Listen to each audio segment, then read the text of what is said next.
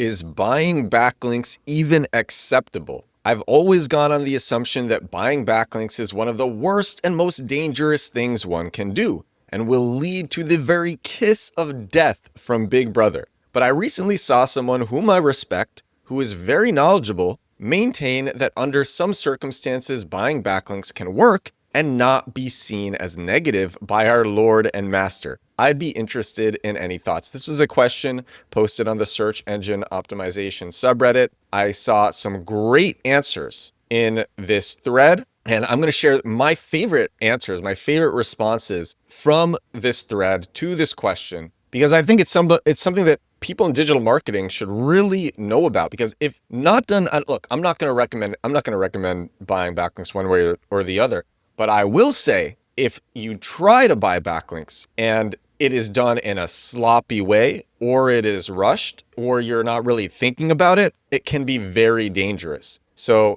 there are right ways and wrong ways to do things. I generally on this show, I share mostly white hat link building methods because a lot of the times that's all you need. Search engine optimization, as I recently talked about, is not as competitive as people think. If you want to learn more about that specifically on why search engine optimization is not that competitive, that was episode 774 of this show. The truth about backlinks, why you don't need hundreds to rank. That was a great episode. All right, so the top comment on this thread is from Captain Jamie, who said, I've worked in a bunch of competitive industries, and in all of them, the top guys buy links and or paid for PR, for public relations. When I worked with a finance company in the United Kingdom, they gave us thousands of dollars every month for link building, and as a result, we ranked very well for lucrative keywords. We also had a public relations company that would generate links for us with partnerships they had, and they'd get us in national media, which results in links too.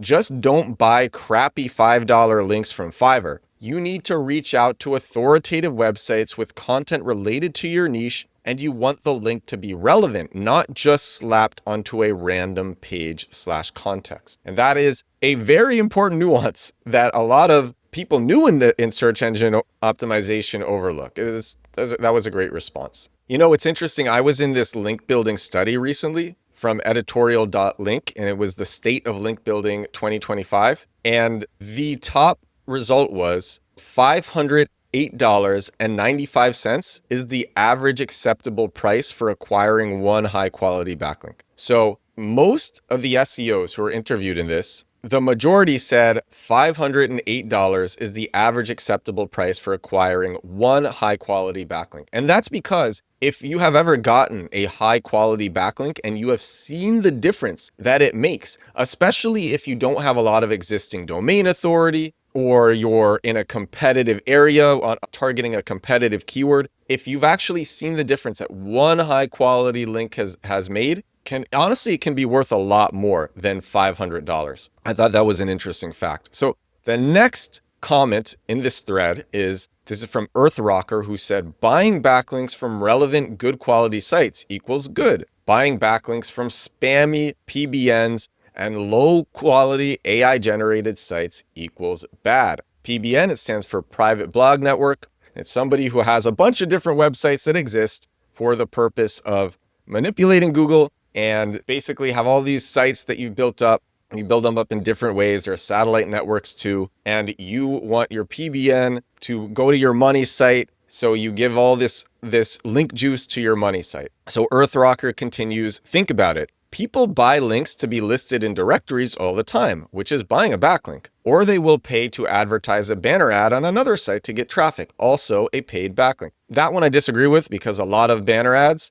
will have no follow links or rel sponsored. And so that's really not going to pass a lot of link juice or any link juice at all. EarthRocker finishes and says, what Google doesn't want to see is people trying to buy backlinks to manipulate their rankings. High volume, lower quality links are a sign of that. The original poster asked a question to this post from EarthRocker, to this comment from EarthRocker, and then EarthRocker responded. This was a good response. I had a website many years ago where I bought some low quality Fiverr links and my site got penalized. So I am very wary about not doing that again. Basically, it comes down to money, deals, and relationships. Higher quality sites will accept guest posts with your backlinks. they may just charge a larger amount for it. And then one of my favorite SEOs, WebLinkr, jumps into this conversation. And WebLinkr responds, oh my gosh, I've done so many great episodes reading WebLinkr's comments. And I've been saying for such a long time, I got to get WebLinkr on the show. And I really do. WebLinkr follows me on X now. And I got to say, hey, come on the show because WebLinkr is awesome. So WebLinkr said he's responding to higher quality sites will accept guest posts with your backlinks. They may just charge a larger amount for it. And WebLinkr said, I think we're confusing high quality sites for domain authority. The site and its domain authority mean nothing if Google thinks it is sending outbound links unnaturally. That's so good.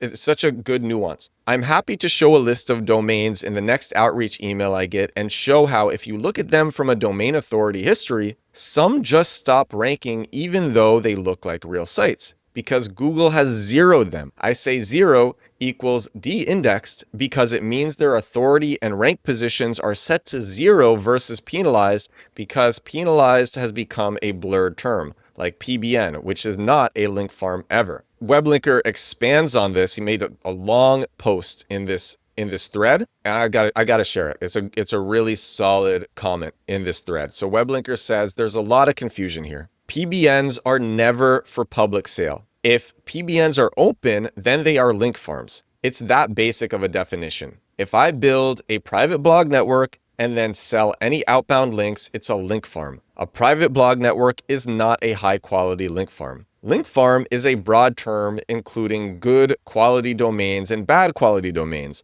A link farm is not a low quality PBN. The term link farm has become derogatory. It's looked down upon by people who work with domains from brands with high authority. Link sellers do not typically own their link farms. High quality link farms typically sell off zeroed link domains or package them with domains that still rank, a bit like the subprime mortgage crisis. So basically, WebLinkr is saying people who sell links, they're often giving a mix, links that will be on high authority sites with no traffic, where it could be a high authority link that you're getting, but that site gets no traffic, it has no rankings, and that link is still worthless. And then they'll also give some good links, some actual good links from sites that are getting traffic, that are getting rankings. WebLinkr responds to buying backlinks can work and not be seen as negative by our Lord and Master and says Google tends to target the link source, and I'd say 90% of the actions it takes versus manual action is just to derank the outbound domain.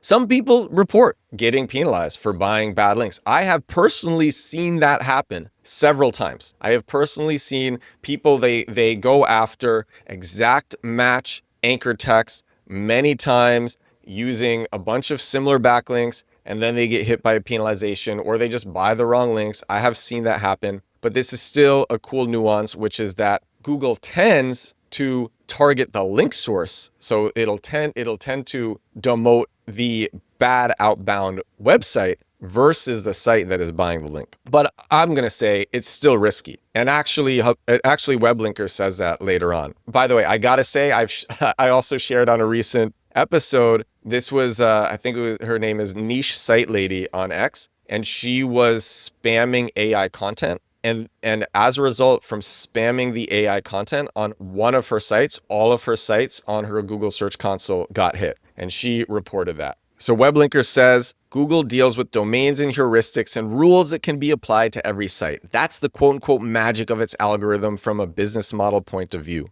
Google doesn't have to manually curate the world's content, which is an impossible task. The reason they call it the algorithm is that every page passes through it and it needs to work out if it should rank it or kill it. Manual actions are reserved for a tiny percentage of pages it surfaces that break certain conditions. Let's call it egregious. Look at every Google update. No update may affect more than 5% of rankings. That's been an internal rule since Matt Cutts' days. Google does take action, but it is rare. I wouldn't say it's non-existent. I'd say it's currently low. I also agree with that, by the way. But you also do get algorithmic penalties where it's not a manual action, but you still just get penalized algorithmically, and then it takes a while to recover. WebLinkr says, but Google also does things like making it that the page must rank and get organic traffic in order to pass authority. And that's what we were talking about before. And that zeroed a lot of link farms' value without running the risk of penalizing the whole domain. In the December 2024 update, they tightened the calculations for topical authority, which resulted in HubSpot losing traffic. And I talked about this. HubSpot's blog lost a ridiculous amount of organic traffic because they were writing blog posts about tons of unrelated things. Later on in this thread, WebLinkr says, for full transparency, I strongly advise against buying links and have a 100% track record of doing so. 2 more comments I want to share. The first one, just one sentence. This is from Wild Organization 546. I've never relied on backlinks and would never pay for them or even want paid ones. And then the last comment is, buying backlinks can work, but only if you treat them as real editorial investments and not as spammy packages. A link inserted in a well-written article on a vertical site consistent with your niche is often perceived by Google as natural and can give you a boost without risk. The difference is not whether you pay or not, but whether that link seems authentic and useful. If you go for bulk, you're dead. If you go for quality, you take home authority. So remember the lesson. If you are trying to do black hat things that are against platform's rules, if you are trying to do these sorts of things, the more sloppy or rushed you are, the more dangerous it is to do that. And basically the people who get away with it a lot of the time, they're either experienced, and if they're not experienced, they are incredibly thoughtful, they are highly researched,